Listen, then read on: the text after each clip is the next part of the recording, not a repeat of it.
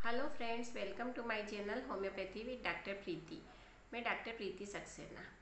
आज मेरे वीडियो का टॉपिक है पोस्ट कोविड हेयर फॉल।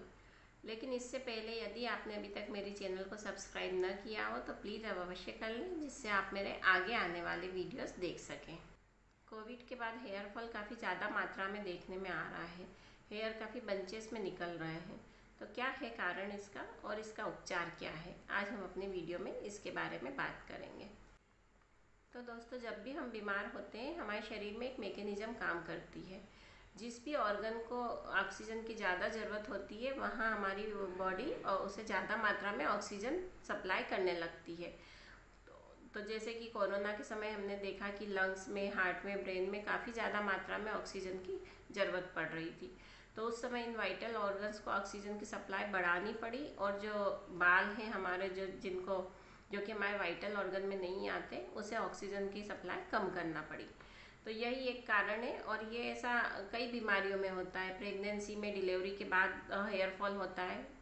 और इसके अलावा अगर टाइफाइड है, कोई क्रॉनिक इलनेस है, जॉइंडिस है, किसी तरह की मेजर सर्जरी है, तो उन सब केस में कुछ समय बाद हेयर फॉल काफ़ी मात्रा में होता है। तो इसकी वजह से घबराएं नहीं, स्ट्रेस ना लें, पैनिक ना हो। कई लेडीज़ इसकी वजह से इतनी ज़्यादा पैनिक हो रही है कि उन्हें पैनिक होने की वजह से हेयर फॉल बढ़ रहा है, क्योंकि वो स्ट्रेस ले रही हैं और स्ट्रेस हार्मोन बढ़ रहा है। स्ट्रेस हार्मोन बढ़ने की वजह से काफ़ी मात्रा में हेयर फॉल हो रहा है। यह एक टेम्परेरी कंडीशन है, बाल बाद में अच्छी तरह से वापस आ जाते हैं। तो इसके लिए परेशान ना हो, पैनिक ना हो, इसका टेंशन ना लें। कोविड के बाद 1.5 से 2 महीने बाद बाल झड़ना स्टार्ट हो रहे हैं, और 3-4 महीने बाद वापस से बालों की ग्रोथ हो रही है। और इसके लिए इस समय हमें ये ध्यान रखना है कि हम अपनी डाइट में क्या क्या चेंजेस करें।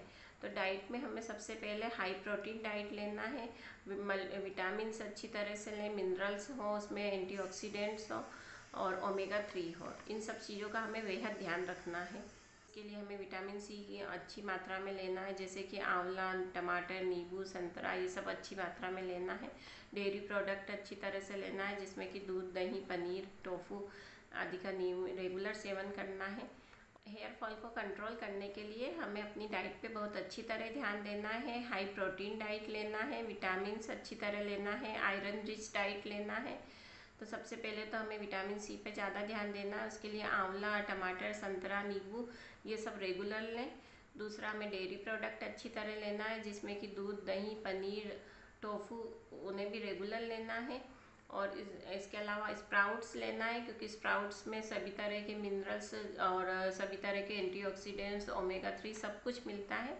तो वो सब स्प्राउट को भी रेगुलर लेना शुरू करें। दाल लें, सब तरह के फ्रूट्स लें। नट्स की बात करें तो नट्स हेयर फॉल को रोकने में काफ़ी इफ़ेक्टिव है, जिसमें कि अखरोट, बादाम, पम्पकिन सीड्स और फ्लेक्स सीड्स और पीनट्स आदि काफ़ी इफ़ेक्टिव होते हैं। उन्हें भी अपने खाने में शामिल करें। जैसा मैंने बताया कि यह एक टेम्परेरी कंडीशन है, बाल वापस आ जाते हैं, तो इसके लिए ज़्यादा टेंशन न लें। लेकिन अगर फिर भी सब कुछ करने के बाद भी यदि ग्रोथ नहीं हो रही है तो आप होम्योपैथी का सहारा ले सकते हैं। इसमें हम R89 ड्रॉप देते हैं, जिसकी 15-15 ड्रॉप्स दिन में 3 बार ले सकते हैं। इससे काफ़ी जल्दी अच्छे रिजल्ट्स मिलते हैं।